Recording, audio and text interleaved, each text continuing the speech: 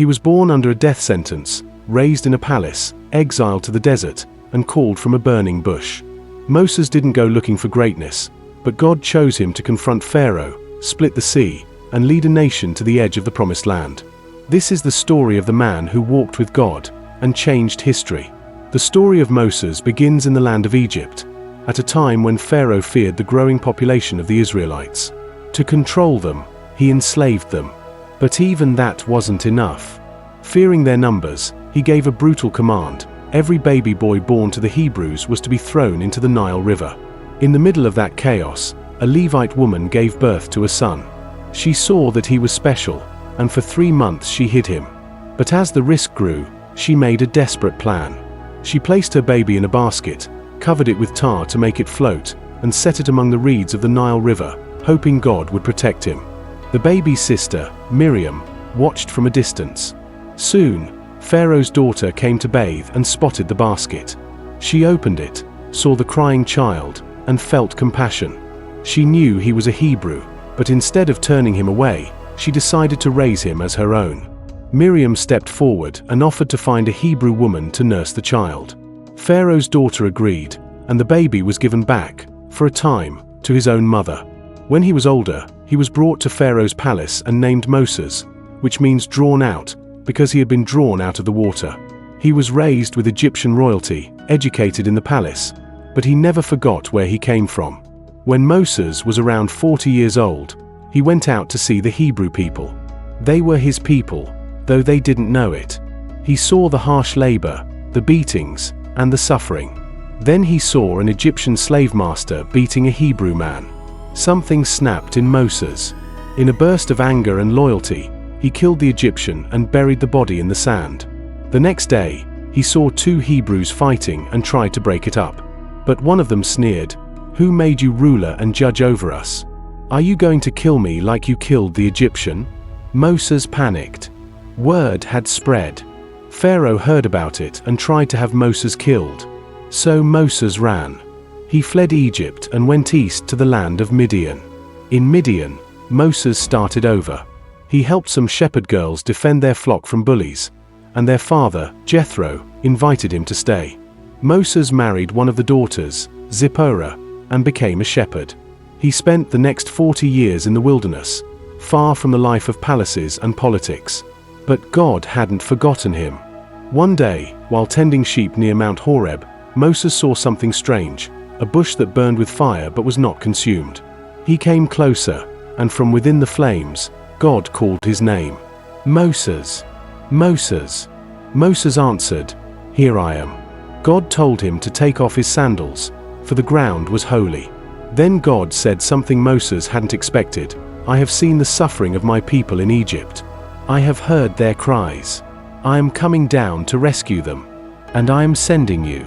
Moses resisted. "Who am I to do this?" God answered, "I will be with you." Still Moses hesitated. "What if they don't believe me?" God gave him signs. His staff would turn into a snake, his hand would become leprous and then healed. Still, Moses doubted. "I'm not good at speaking." God said, "Who made your mouth? I will help you speak." Finally, Moses said, "Please send someone else." But God was firm. He appointed Moses' brother Aaron to speak on his behalf, and Moses obeyed. He returned to Egypt. Moses and Aaron went to Pharaoh with a simple command from God: "Let my people go." Pharaoh laughed. "Who is the Lord, that I should obey him?" He refused.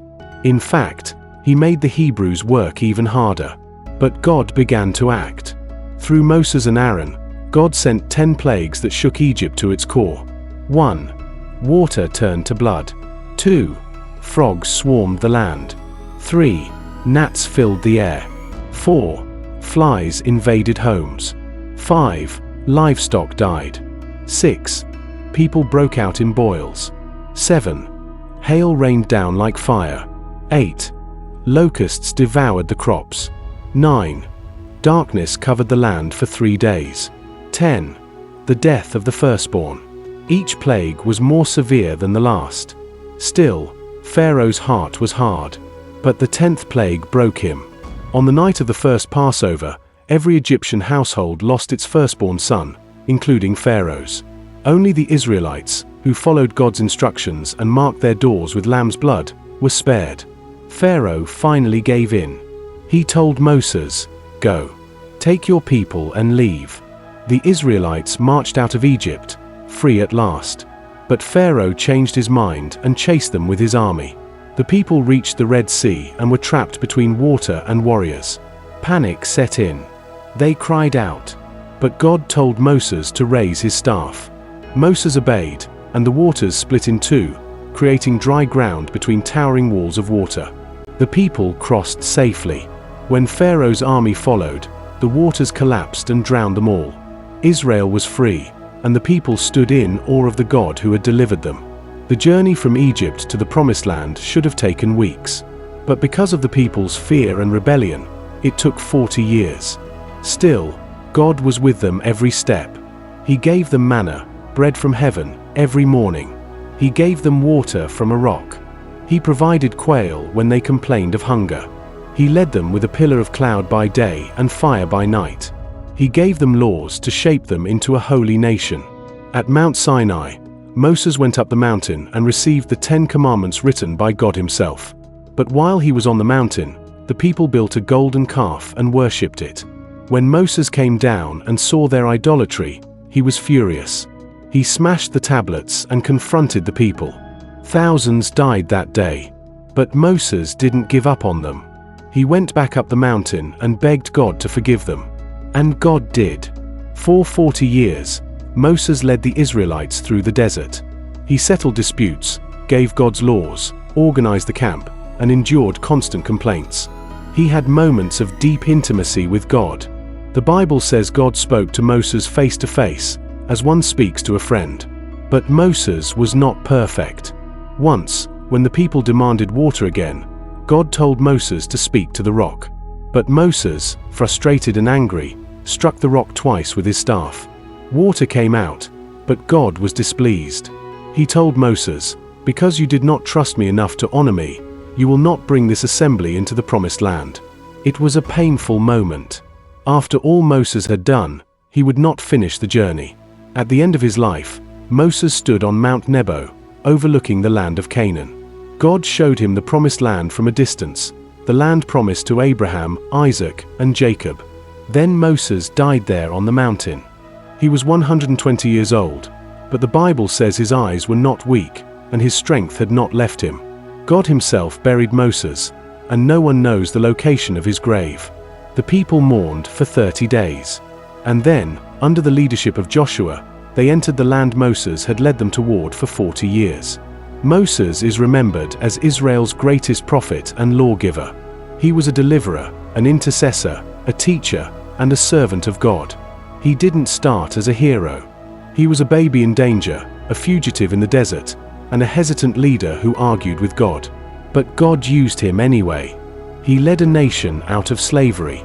He stood between God and the people. He received the law that shaped Israel for generations. And though he never set foot in the Promised Land, he brought the people to its edge. Centuries later, when Jesus stood on a mountain at the Transfiguration, Moses appeared next to him, along with Elijah. Moses' story didn't end on Mount Nebo. His legacy lived on. If you love this story, hit that subscribe button so you wouldn't miss the next one.